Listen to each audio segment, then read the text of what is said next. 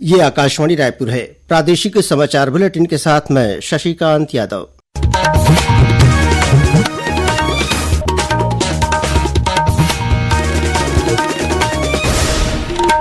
और अब पेश है आज के मुख्य समाचार। संसद के बजट सत्र का दूसरा चरण कल से शुरू होगा। प्रदेश में किया जाएगा उद्यमिता आयोग का गठन, मुख्यमंत्री ने की घोषणा। एसीबी और ईओडब्ल्यू की टीम ने आज बीजापुर और सुकमा जिले में विभिन्न स्थानों पर छापा मारा और आईसीसी चैंपियंस ट्रॉफी के फाइनल मुकाबले में न्यूजीलैंड ने भारत को दिया 252 रनों का लक्ष्य। अब समाचार विस्तार से। संसद के बजट सत्र का दूसरा चरण कल 10 मार्च से शुरू होगा और यह 4 अप्रैल तक चलेगा। इस दौरान सदन की 20 बैठकें होंगी और वर्ष 2024-25 के लिए अनुदान मांगों पर और विनियोग विधेयक पर चर्चा होगी तथा मतदान होगा। इसके अलावा बैंकिंग कानून संशोधन विधेयक, तटीय नौवहन विधेयक, त्रिभुवन सहकारी विश्वविद्यालय विधेयक, आव्रजन और विदेशी विधेयक तथा रेलवे संशोधन विधेयक सहित कई विधायी कार्यों पर चर्चा होगी और इन्हें पारित किया जाएगा। बजट सत्र का पहला चरण 31 जनवरी से 13 फरवरी तक चला था। इस दौरान केंद्रीय वित्त मंत्री निर्मला सीतारामन ने 1 फरवरी को केंद्रीय बजट पेश किया था। राज्य विधानसभा में कल बजट सत्र के 10वें दिन मंत्री दयालदास बघेल, लखनलाल देवांगन और लक्ष्मी राजवाड़े के विभागों की अनुदान मांगों पर चर्चा होगी। इससे पहले कल प्रश्नकाल के दौरान सत्ता पक्ष और विपक्ष के सदस्य सवाल पूछेंगे। इसके साथ ही ध्यानाकर्षण के जरिए कांग्रेस सदस्य चातुरी नंद महासमुंद के धान खरीदी केंद्रों में धान का उठाव नहीं होने का मुद्दा उठाएंगी। वहीं भाजपा विधायक मोतीलाल साहू रायपुर ग्रामीण विधानसभा क्षेत्र में पेयजल की समस्या की ओर नगरीय प्रशासन मंत्री का ध्यान आकर्षित करेंगे।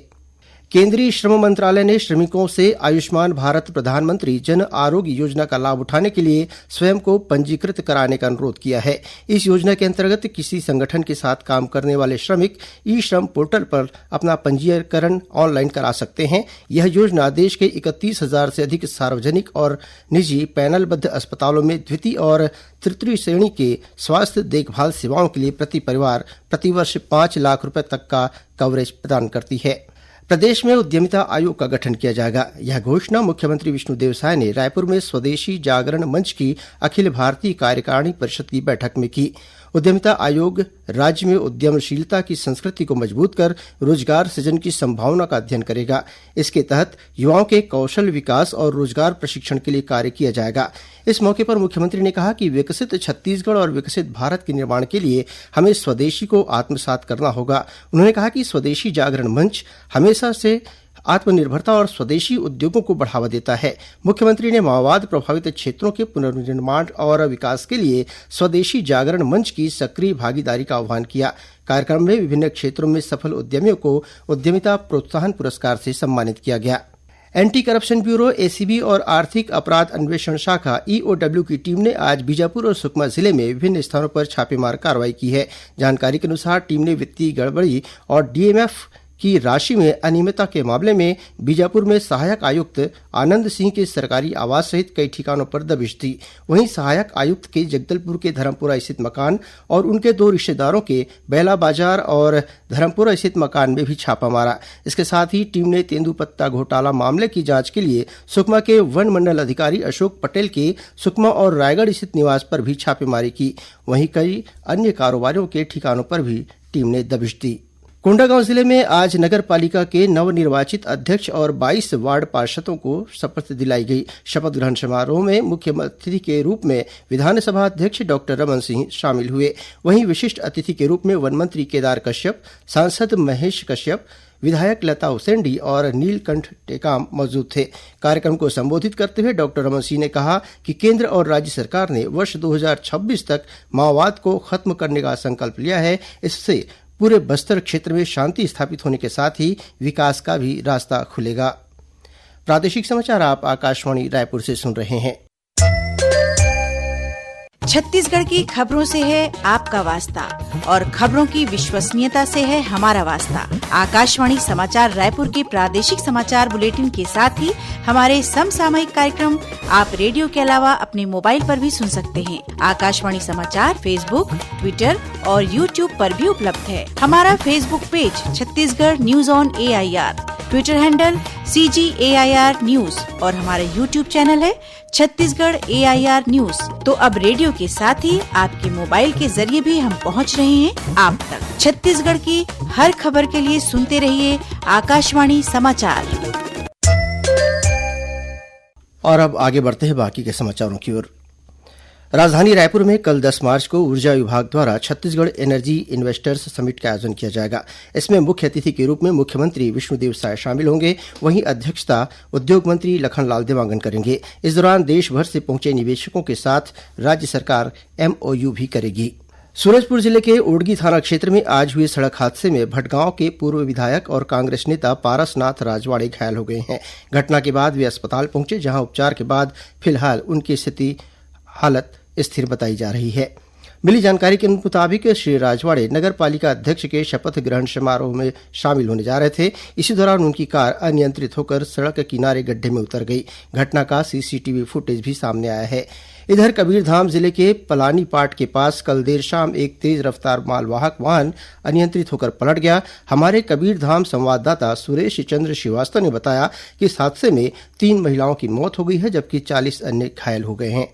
सरोधा बांध मार्ग में पटेला टोला के पास एक तेज रफ्तार पिकअप वाहन अनियंत्रित होकर पलट गई। इस घटना में 3 महिलाओं की मृत्यु हो गई, वहीं 40 लोग घायल हैं। घायलों का इलाज विभिन्न अस्पतालों में चल रहा है, जबकि 3 लोगों को रायपुर रिफर किया गया था, जिसमें से एक महिला की मृत्यु हो गई। SDOP श्री कृष्ण कुमार चंद्राकर ने बताया कि सभी साहू परिवार से हैं, जो ग्राम सिंघनपुरी से सहसपुर लोहारा चौथिया कार्यक्रम में जा रहे थे। सुरेश चंद्र श्रीवास्तव, आकाशवाणी समाचार, कवर्धा।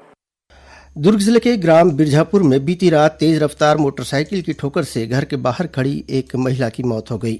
वन मंत्री केदार कश्यप नारायणपुर स्थित रामकृष्ण मिशन आश्रम में आयोजित 2 दिवसीय किसान मेला में शामिल हुए। कार्यक्रम को संबोधित करते हुए वन मंत्री ने कहा कि राज्य सरकार किसानों की आय बढ़ाने के लिए लगातार कार्य कर रही है।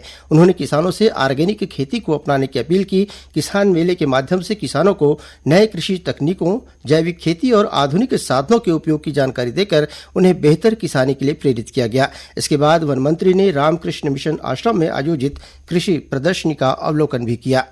रायपुर स्थित इंदिरा गांधी कृषि विश्वविद्यालय और एक निजी संस्था द्वारा कल प्राकृतिक और जैविक कृषि सम्मेलन का आयोजन किया गया। इस सम्मेलन में प्रदेश के सभी जिलों से आए किसानों को प्राकृतिक और जैविक प्रणाली के संबंध में विशेषज्ञों द्वारा जानकारी दी गई। सम्मेलन के दौरान किसानों को छत्तीसगढ़ में तिलहन फसलों के उत्पादन के बारे में भी बताया गया। मोहला मानपुर जिले के माओवाद प्रभावित दूरबा गांव में भारत तिब्बत सीमा पुलिस बल ITBP द्वारा निःशुल्क स्वास्थ्य शिविर लगाया गया।